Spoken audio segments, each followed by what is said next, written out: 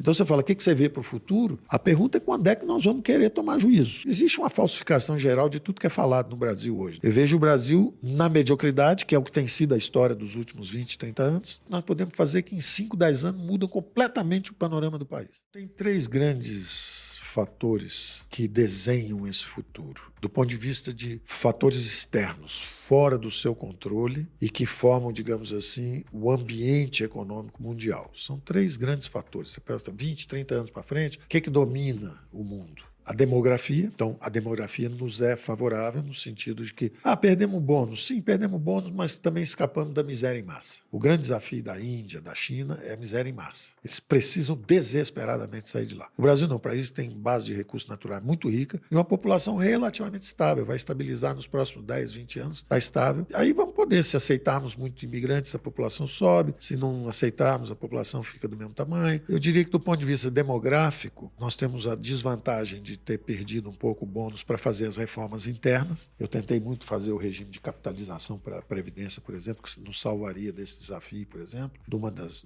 desafios graves disso. Mas nos é favorável a demografia mundial, porque o Brasil é uma potência energética e é uma potência agrícola. Então, segurança alimentar do mundo, tudo isso está a nosso favor. A demografia é perversa na Europa, população caindo, a população mundial que vai subir, na verdade, é na África. Os países mais pobres são os que vão entrar numa dinâmica populacional melhor, porque a taxa de mortalidade vai cair com a chegada dos remédios, das vacinas, da boa alimentação, a taxa de natalidade vai aumentar. Então, os povos, a África é praticamente o continente onde vai subir mais a população, a Índia também vai subir a população bastante, a Ásia vai continuar dependendo, as 3 grandes regiões do mundo são importadoras líquidas de alimentos. E o Brasil, na verdade, a América do Sul é o único continente que exporta comida. Então, o futuro é garantido desse ponto de vista, porque são populações estáveis, vão ter excedentes para exportar. Então, o Brasil afundar é impensável. O Brasil não vai afundar. Não existe uma tragédia no futuro do Brasil. Nós podemos nos automutilar bastante, nos atrapalhar bastante, como temos feito. Políticas inadequadas, com guerras infindáveis para tomada de poder político, quando, na verdade, a política com P maiúsculo é servir a população, não é ver quem tem mais poder, quem prende o outro, quem ferra o outro. Isso é uma política que não é construtiva.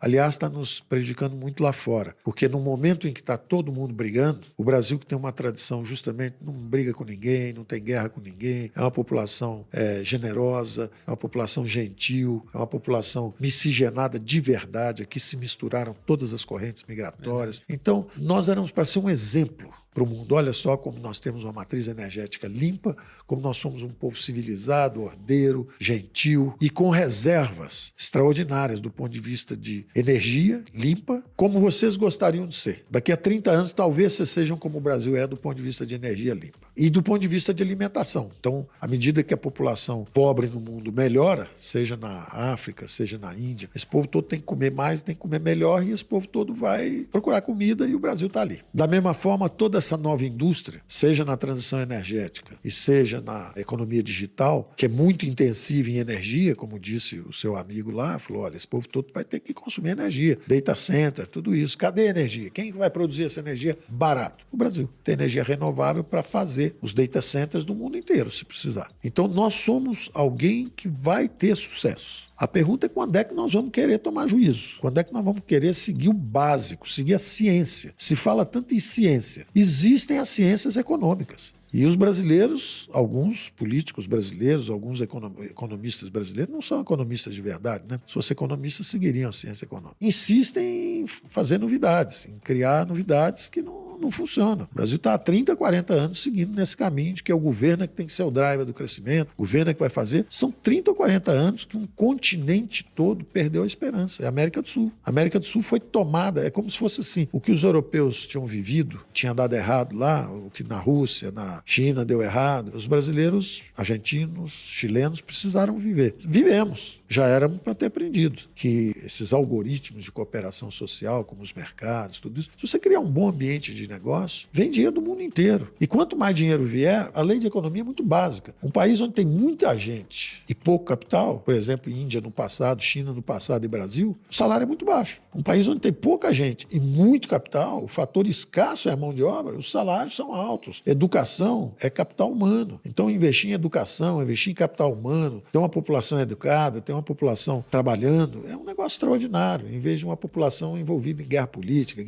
sendo mobilizada para o seu próprio infortúnio, que é o que aconteceu na América Latina inteira. Quer dizer, a renda per capita desabou na Venezuela, desabou na Argentina. Hoje tem 40% da população na miséria. O país era riquíssimo. Era a terceira ou quarta maior renda per capita do mundo 100 anos atrás. É tão simples ver onde é que está o erro, mas a ideologia impede. O problema da ideologia é isso, é que ela rasga a ciência, joga fora e destrói, leva um povo à miséria ou a prosperidade. Então, eu vejo o Brasil como muito afortunado por ser quem é no momento que nós estamos vivendo, que é o seguinte, olha, está tendo uma reconfiguração das cadeias produtivas no mundo inteiro. Todo mundo vai procurar o nearshore e o friend. O Brasil é friend do mundo inteiro. Então, a China quer fazer infraestrutura aqui, os árabes querem fazer infraestrutura aqui, os americanos querem investir aqui. Se a gente criar um bom ambiente de negócio. Acho que esse friend é mais importante do que o near, né? O friend é mais importante ainda do que o near. Agora, além disso, o Brasil está near. O Brasil está do lado das Américas. Foi um convite que os revolucionários do Tiradentes mandaram uma carta para os americanos, os Founding Fathers, através do Benjamin Franklin, que era o embaixador lá em Paris na época, falando exatamente isso. Olha, vamos juntar as Américas. Vocês estão lutando contra os ingleses, que são muito mais fortes do que os portugueses. Nós vamos lutar contra os portugueses. Nós vamos ganhar dos portugueses. Vocês estão com essa dificuldade agora. Imagina nós juntos. Nós somos mais ricos que vocês. Vocês têm tabaco, nós temos ouro. Vocês têm não sei quantas mil cabeças de gado, nós temos 2 vezes mais. Quer dizer, os brasileiros revolucionários contra o dízimo, contra o dízimo, o quinto dos infernos, chamando os americanos, que estavam lutando também contra o excesso de impostos que a Inglaterra estava cobrando, e falando, vamos juntar as Américas. Ora, isso é uma obviedade. Juntar a Boeing com a Embraer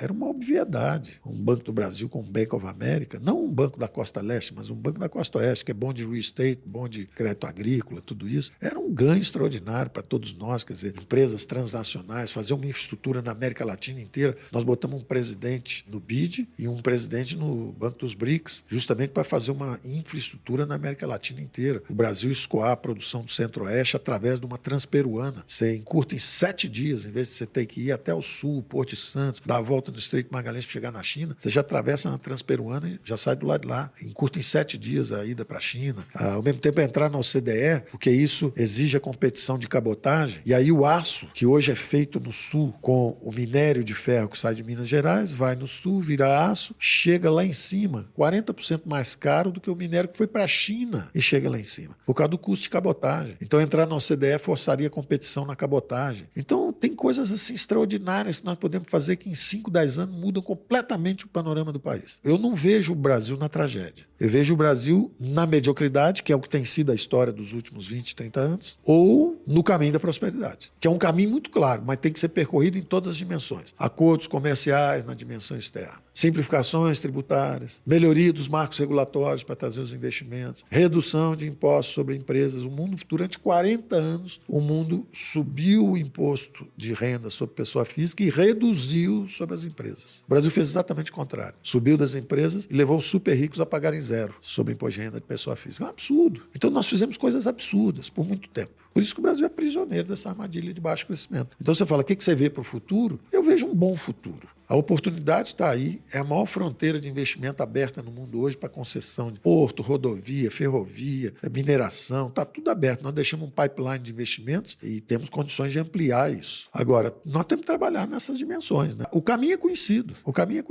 Se voltar para endividamento em bola de neve, juro alto, aí é mais mediocridade. Mas é um país tão rico e tão bom que é difícil afundar ele. Existe uma falsificação geral de tudo que é falado no Brasil hoje. Eles usam tudo do jeito diferente e tal. Quando nós, em 2020, enfrentando o Covid, gastamos 10% do PIB, eu falei, pessoal, logo no começo de 2021, foi uma conversa que eu tive com o Grupo Rico. Foi, eu estava lá. Você estava lá. E eu vi o que o pessoal está fazendo. Você viu o que eu falei. Porque a gente o que eu fez disse é o seguinte, nós estamos gastando tanto dinheiro que nós temos que travar esse processo, retomar. Foi quando nós lançamos, no início de 21, foi quando nós fizemos o Banco Central Independente, que está ajudando a travar. Foi quando nós fizemos, logo depois nós fizemos privatização de Eletrobras, fizemos desinvestimentos, fizemos uma série de reformas que ajudaram muito a impedir. E o que eu estava dizendo era justamente o seguinte, pessoal, se a gente continuar na gastança que tinha antes, superimpondo a esse gasto enorme com o negócio da saúde, em 6 meses vira a Argentina. A inflação da Argentina era 50%.